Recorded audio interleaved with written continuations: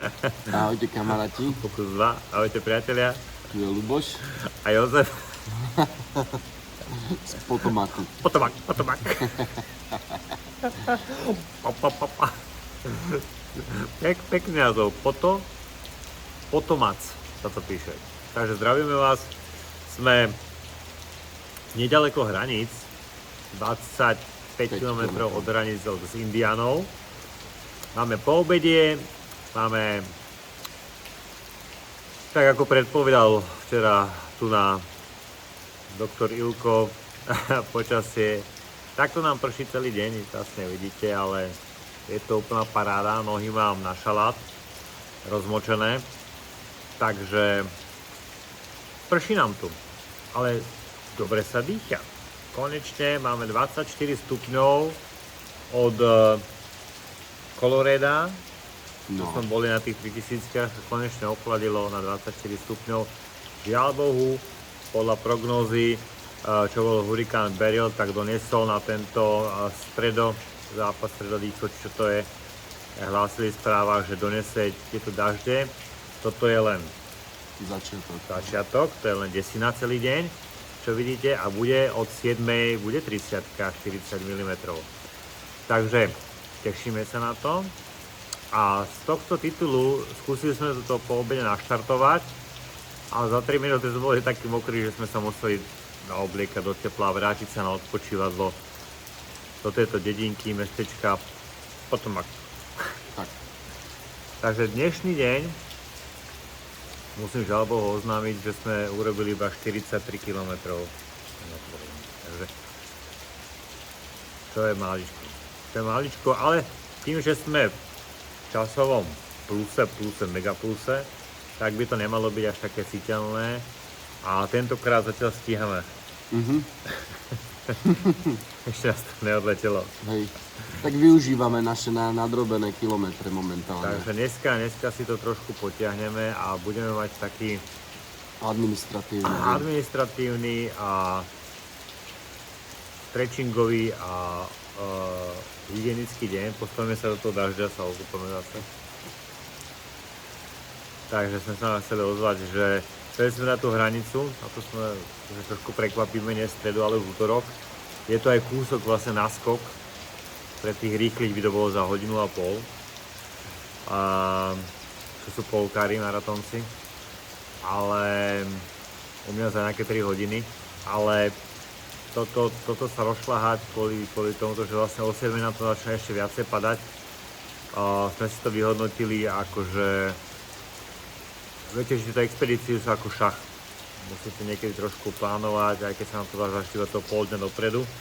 Lebo sme mysleli, že to ešte utiahneme v tomto počasí, ale už mi bola taká zima, na nohy som v kráťacoch bežal a obidvoje tenisky mám mokré, čo teraz mám rozbehané.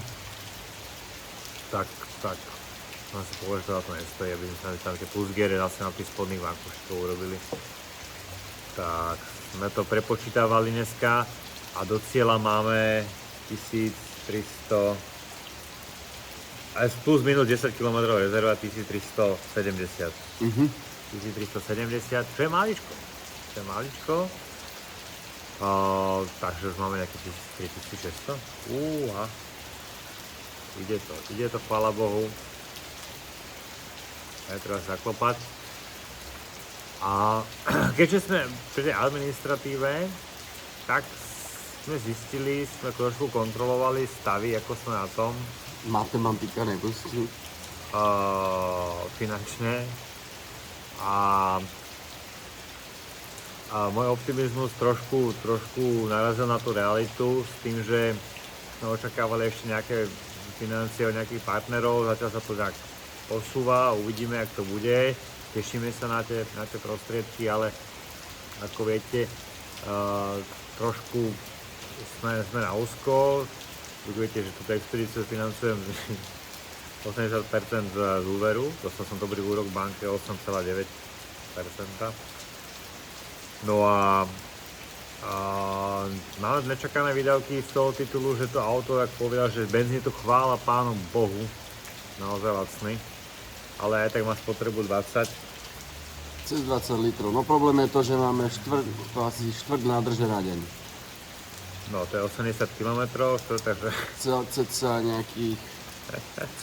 nejakých 80-90 dolárov každé 4 dní. tým som nepočítal. Naozaj počítal, že to budeme mať nejakú spotrebu okolo 10 litrov. No papierovo má čo dali tak 12. No. Ale dám plnú nádrž. Ale dali na mini model. Áno, hej, asi no. Tento tank trošku toho viacej zje, takže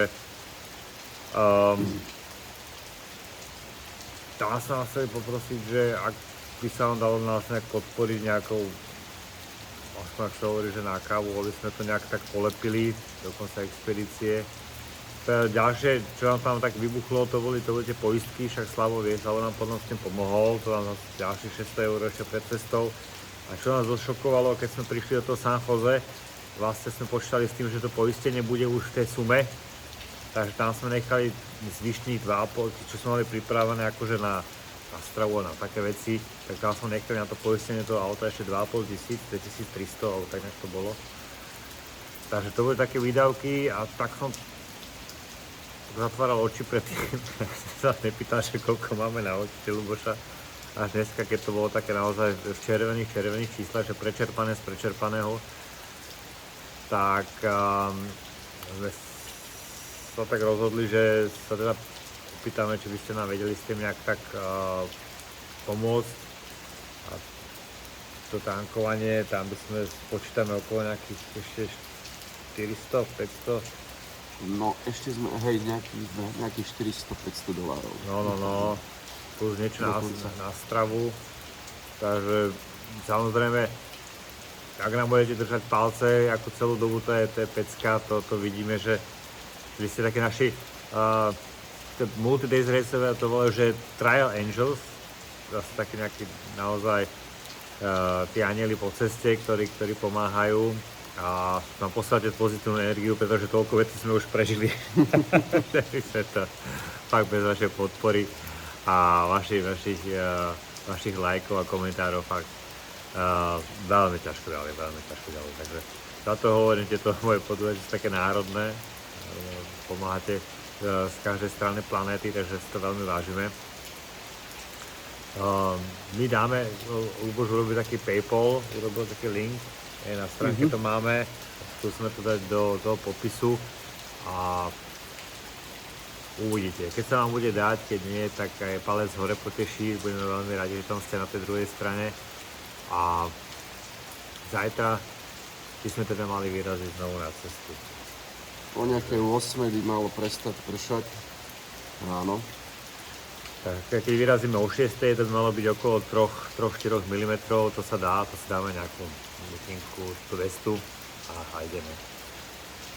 Čo sa týka tých partnerov, samozrejme, bez ktorých by sme sa sem ani nedostali, tak to bez toho fitlinu by som vyhľadoval, to by som vyhorel s tými kalóriami na začiatku, takže keby sme nemali Laca a Beuko a Rozo, ktorí nám nabalili tých produktov, že môže naozaj takto kmítať a rozdeliť si ten rytmus.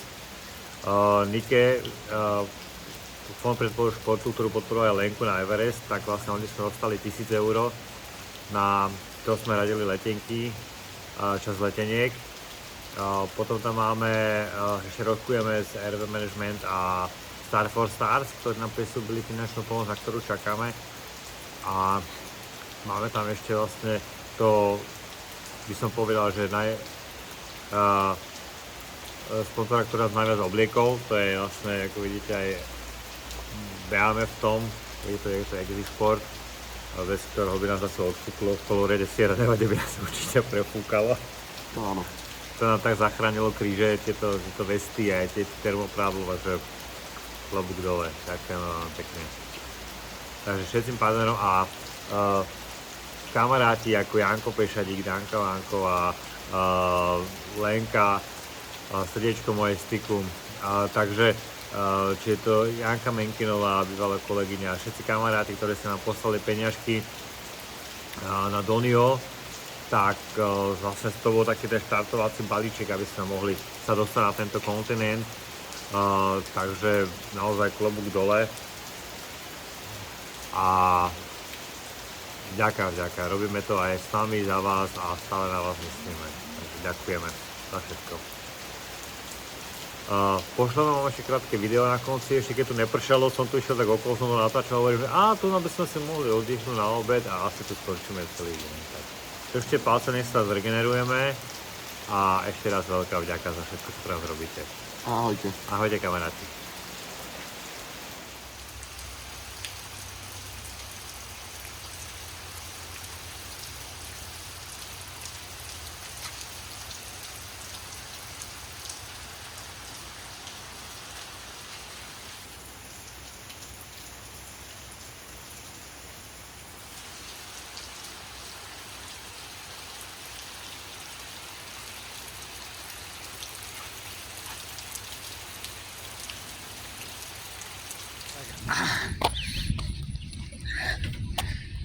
Sem pôjdeme, asi budeme mať obiedačnú prestávku v tejto peknej dedinke. Je to Kickback Street, ale Potomak, či ako sa to tu volá. A tu máme pekné posedenie, tak možno tu na. A to je Casey spojený s General Dollar. Je taká naša jednota. A dojde sa možno tam, aby sme si mohli sadnúť. Takže je tu toho viacej, tak uvidíme. Má to 700 obyvateľov a majú spoločné raňajky raz do mesiaca, pekný projekt. Komunitný middle work. Tam ešte 13. Takže my máme približne 40 km, takže ešte nejaké 2-3 km, aby sme mohli potom sa vydať smerom na hranicu. Hranica je odtiaľto asi takých 20 také verandové domčeky, klasika. My sa nezvykli, ako pekné to je, len fúka a zostane vám iba komín. Ako je vidieť, že čím staršie domy, tak tie majú ešte vlastne taký nejaký ten tehlový základ, ako napríklad táto autotechna. Takže a v každom taune, ako už aj Ľuboš hovoril, je minimálne 5-6 kostolov. Takže môžete mať zbrane, môžete mať hocičo, iné názory, ale na vieru sa tu v Amerike nešahá. Takže či je to židovský, či je to 50 baptistických kostolov alebo všaké viery, Potomac Church Nazaret, takže ono je to tu naozaj pestré. A tak to má byť, má sa tolerovať všetko vlastne, ak sa to rešpektuje z každej strany, je to v poriadku. Takže ja sa vydám tadiaľ, to je jeden z kostolíkov, 700 obyvateľov, má to 4 kostoly, takže je to pestré. Tak, ja idem ďalej a sem sa potom, keď zastavíme hodinky, vrátime a skúsime sa prezliecť trošku, lebo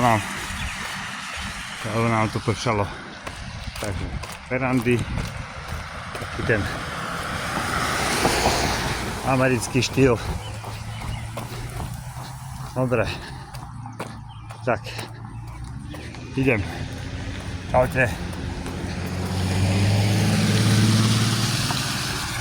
A doma ešte máme poštové schránky, to je tiež na tému. Vlastne, a tam už je Ľuboš, tam čaká na mňa, aby sme sa trošku napili a ešte išli kúsok. Tie poštové schránky majú rôzne tvary, takže vidíte, napríklad takáto rybácia. Hej, je to tu funny. No, majte sa, vidíme sa, ďakujeme za všetko, čo pre nás robíte. Ste super, taká.